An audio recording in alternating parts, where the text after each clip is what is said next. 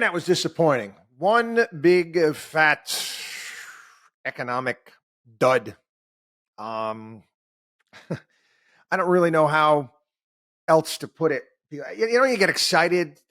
Maybe you're looking forward to seeing a film or television show that's coming out, and you watch it, and you're like, "Ugh, boy, that's really." Ugh. Anyway, yep, I'm going to tick off all the super Trumpsters out there. Yeah, Trump's economic speech was lousy at best. It is what it is. I'm going to go through here. And first and foremost, okay, I can't recall. I can't recall an election cycle so void of any real economic proposals, any policy whatsoever. I really can't. And the funny thing is, there are things that they're basically on a batting tee for both Kamala Harris and Donald Trump to just smack if they really wanted to, and they're not doing it. Let's go through some of the things that Donald Trump new proposals that he put forward during his economic speech. And again, he had his surrogates out. They were on the talkers this morning. Doug Burnham was out there. All right, Donald Trump won the election with that economic speech yesterday. No, he didn't, Doug. No, he didn't. He didn't move the frickin' needle. And if he did move the needle, he moved it backwards. Anyway, sovereign wealth fund. I got a kick out of this one, okay? Because I've talked about this for some time. The fact that we don't have a sovereign wealth fund here in this country. Now, again, I understand some of the logistics and problems with the sovereign wealth fund because of the politics that are involved. But one could be established where the United States government doesn't have any proxy rights on anything that it's investing in. Again, it's hard to get politics out of it, but you see what has been built up in some of the Scandinavian countries and the UAE. Basically, it's the government investing, not the government taking dollars, tax dollars, and investing them in private concerns. So let's just say let's say the federal government actually had taken the surplus Social Security dollars back in the day and actually invested them in a conservative manner over time, what they would be worth today. Trump said he wants to create a sovereign wealth fund to invest in great national endeavors, including major infrastructure projects such as highways and airports. Those are not things for sovereign wealth funds. Okay, that's infrastructure. So you're basically, he doesn't understand what he's talking about. I'm sorry. Sovereign wealth funds are not made up of bridges and roads and airports. That's not what they are. Unless, of course, it was a road that you were investing in or a bridge where it was making a profit charging tolls for the sovereign wealth fund. He said this fund would be created through tariffs and other intelligent things.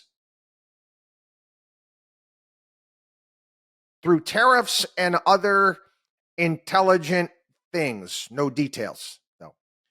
I as a financial advisor, I talk to people all the time, and oftentimes people will they want to start saving money, they want to start building up wealth, yet they are in debt, and serious. I'm talking credit card debt, high interest credit card debt. And what do I tell those people? Say, hold on, wait, okay, before you start investing. Okay, you need to pay down all of this ridiculous high interest credit card debt because, quite frankly, it doesn't make any sense. Now we're 30, 34, I don't know, give or take $1 trillion. That's where we've gotten to this point in time. Give or take $1 trillion, 34, $35 trillion. Mentioned yesterday, $3 billion a day in interest. I would love to have a sovereign wealth fund too, but don't you think maybe we should tackle our national debt first? Don't you think we should tackle that first? Cut that down to size. Now I get it. It's low interest debt for the most part, but it's out of control. Out of control.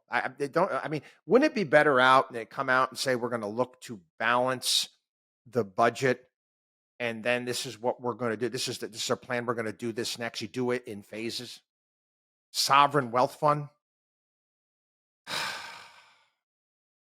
Tax cuts for domestic producers. Okay, this is interesting because we've had this before. We've had this before. Actually, a lot of these tax cuts for domestic producers, they were eliminated when Donald Trump put his 2017 reform in and lowered corporate taxes. He wants to reduce part of this. He wants to reduce the corporate tax rate from 21%, which he got it down to from 35 under Obama, to 15%. And 15% for companies that make their products in the United States. Okay. What does that mean? It can mean a lot of things. There's a lot of gray area right there. What counts? What does it mean to be made in America? But again, I'm curious. I'm curious because again, it's a lot of ways around that.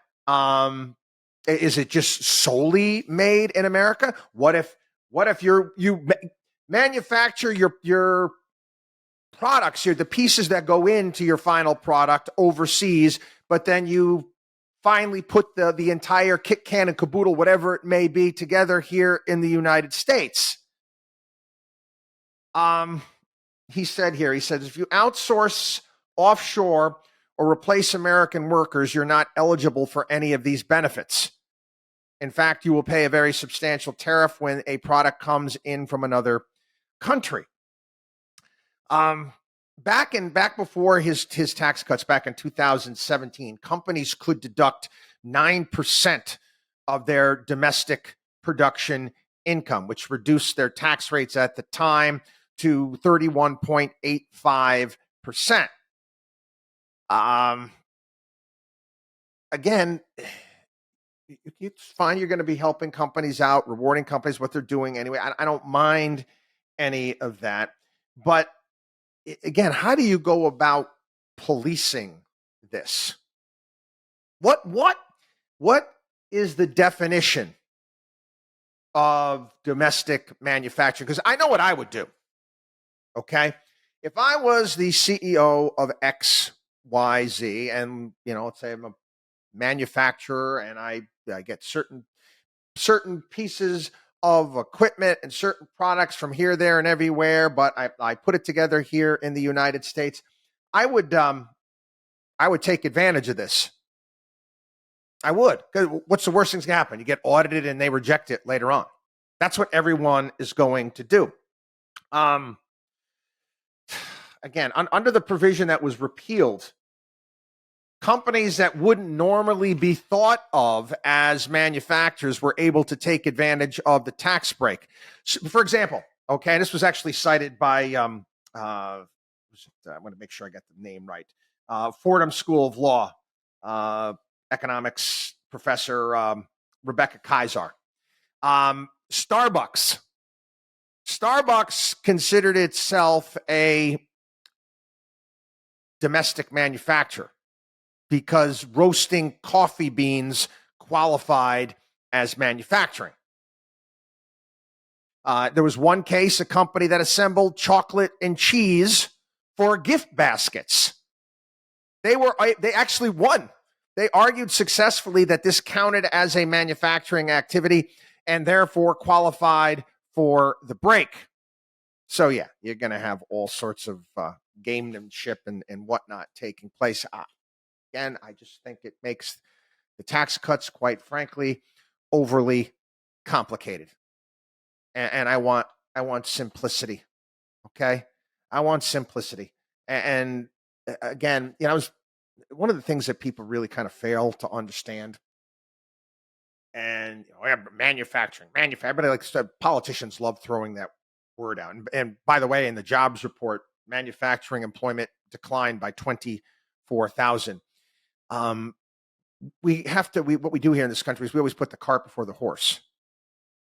Um, there are certain things that we don't train our people to do here in the United States. You can see interviews with Tim Cook from Apple, and saying we don't have the people here in the United States that are capable of doing this type of work that's involved with putting together some of their products. It's the same problem with chips. And the fact, even Taiwan Semiconductor, so we're going to have to actually, if they're going to actually have to bring workers from Taiwan here to the United States to, to actually work in the plants and try to train people to do this type of work. Anyway, moving on. Elon Musk as efficiency czar. He wants to set up a independent government efficiency panel headed by Elon Musk to root out waste in the federal government. No details on how it would function, but it would develop a plan to root out fraud and improper payments. It's not just that; it's fraud and improper payments. It's what we're spending money on. Let's take a look at commissions that are put together. I was actually interviewed about this today. Everybody remember that commission to Obama put together after he and John Boehner couldn't agree on the cuts that were necessary and taxes back in the day. It first started out, they put together a plan that was rejected, and then they supposedly put together, remember, it was a bunch of senators that were supposed to come up with something, and they came up with nothing. Well, they came up, but they didn't do anything. Ronald Reagan put together what's called the Grace Commission to do the same thing during his presidency. We have various different things there, the Government Accountability Office, whatever it may be. Nothing, I find it hard to believe. I think what you need to do is just to start eliminating agencies. You have to hold the Pentagon accountable. Are you going to be able to do that? I mean, it'd be nice. Nice, it really would. I think, putting business people behind this, trying to make the country a lean, mean fighting machine is a good thing. But, quite frankly, again, you can't come up with some details on this. How many people are just sick and tired of hearing pie in the sky type crap? How would you do this? How would it be done? I was thinking about it. I don't know if you remember that movie, Dave. Remember Kevin Kline? When he became he was a doppelganger for the president of the United States, and the president was sick, and they hid him in the basement of the White House, and they brought this Dave in, who ran a what was it? He was an employment agency, and it was funny because he brought his accountant in when he was the fake president. It was played by Charles Grodin, and they were going through the budget, and the accountant was like, "How does anybody do their books this way?" It's really not that hard. It's really not a difficult thing to do. Not difficult, but it's not easy. What does that mean? Again, all of the rent seekers that we have here in this country, all of the people that live off the government, and I'm not talking, welfare. I'm talking corporate welfare. I'm talking business welfare. I'm talking people that are tied in. Why do you think all these politicians get so rich? Why do you think DC has become DC and the amount of wealth that is concentrated in the surrounding areas? These are all rent seekers. These are people that are just living off the taxpayers' money. And again, I would love to see that torn down. I'm not confident that that's going to happen. Again, interesting. I'd like to see some sort of plan.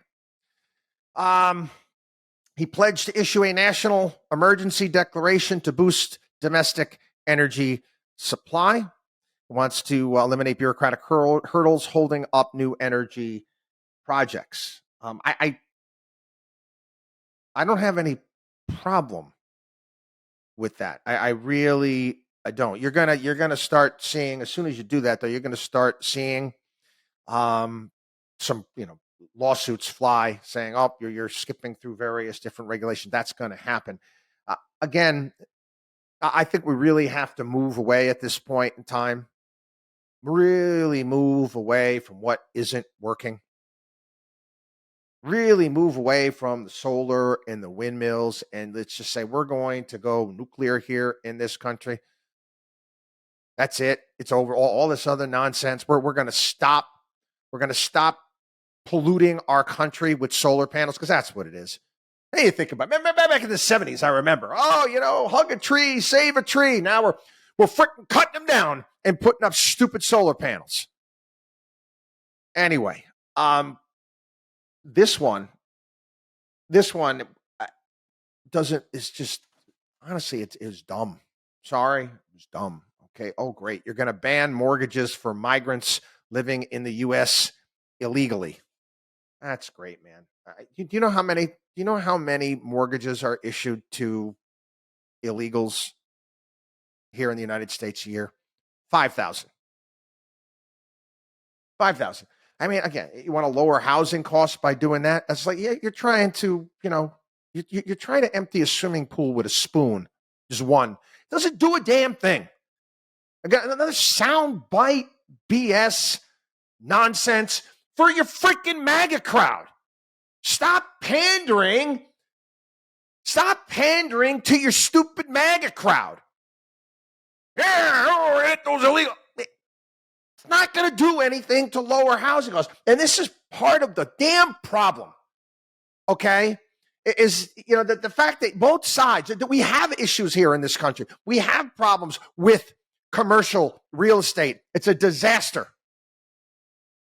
You might want to say, hey, listen, we got this major problem coming down the pike. This is what we're going to look to do to convert this. And you have a problem, you have a couple problems, you can solve it, and it makes sense. How difficult is that? This is the best you're coming up with, bringing prices down? We're going to ban mortgages for migrants living illegally in the United States. His other idea for housing is opening up portions of federal land for large-scale housing construction.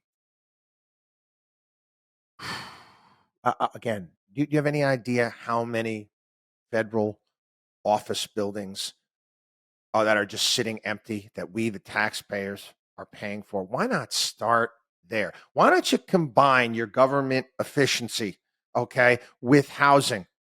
I don't understand how difficult this is.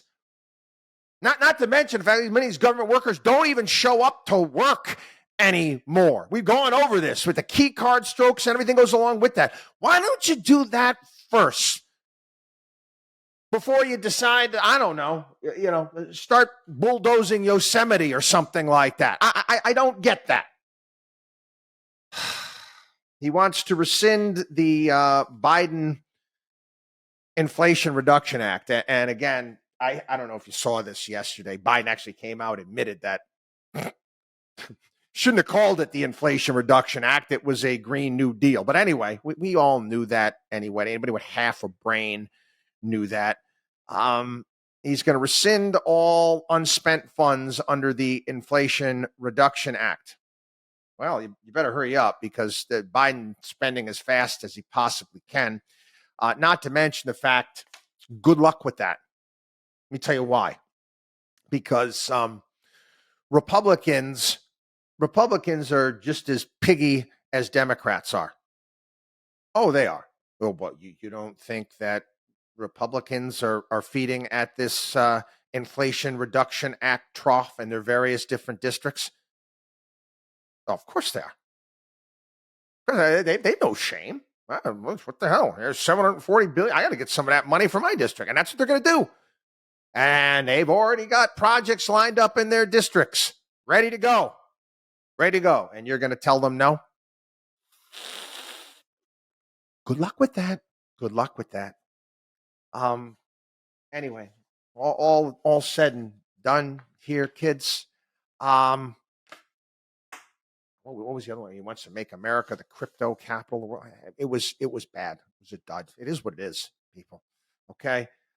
Sorry. Sorry. You can watch how, various different pundits, even on Fox, found themselves a real difficult time trying to get excited. There was nothing, really nothing of that much substance here, but that's on both sides. Both sides. With all of the issues that we have, like I said, that these are things that you could, problems that we have as a nation, things that are coming down the pike. You can combine some different things, coming up with some really good policies and ideas that aren't going to cost the taxpayers any money. It can actually save the taxpayers money in the long run, and we're not getting any of that. WatchDog on WallStreet.com.